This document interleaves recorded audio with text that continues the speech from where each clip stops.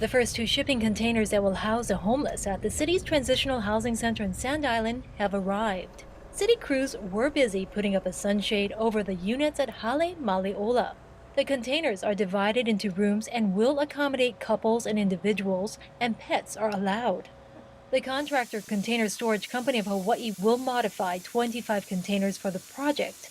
The containers are brand new. We could have used containers, but the project specifications, they wanted to be sure there were no contaminants that had been shipped inside the containers. Each unit has been divided into either 2 or 3 units, and each unit has a door and a window for ventilation.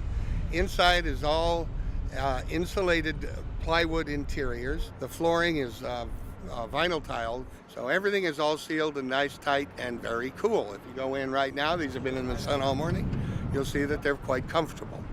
We have roof coating on each of the roofs to cut down the heat gain on that the container will actually gather. And then, as you see, we're putting up shade roofs over both, so they'll not only help protect the containers, but provide shade in between the units during the day for people to relax in. This is the first project like this. It's a pilot project.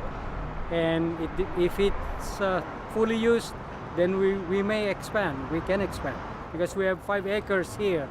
The city is hoping the homeless who were chased off of the sidewalks in Kaka'ako, as well as other homeless individuals on the island, would take up shelter at the center, where they can be secure in a locked unit. It's a portal to housing. That means they're getting the support they need and their housing is found for them. We say in 60 days, 2 months, maybe longer if someone has struggles, but it's not to put them back on the street. It's not to create a permanent village for the same folks. It's to move people through into permanent supportive housing.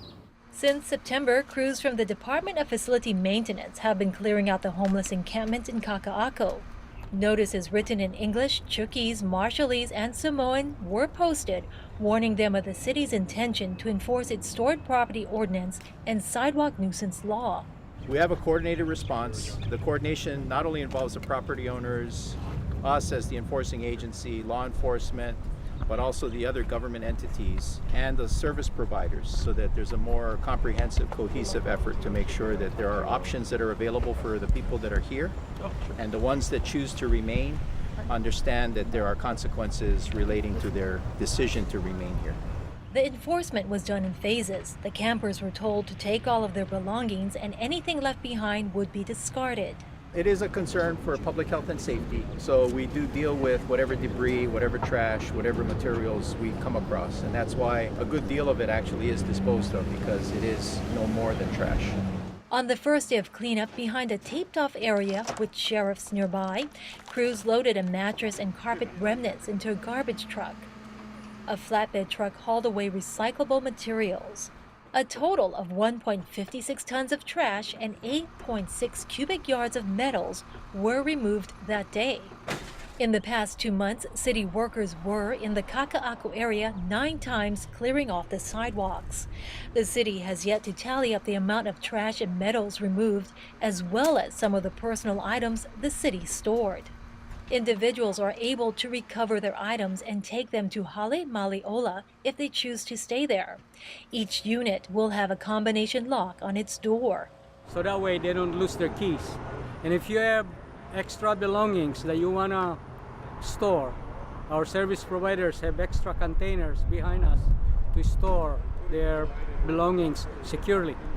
Caldwell says a low-barrier center will provide temporary shelter for 90 individuals at any given time. The center will have individual showers, toilets, a common area, and 24-hour security. The Institute for Human Services will manage the facility.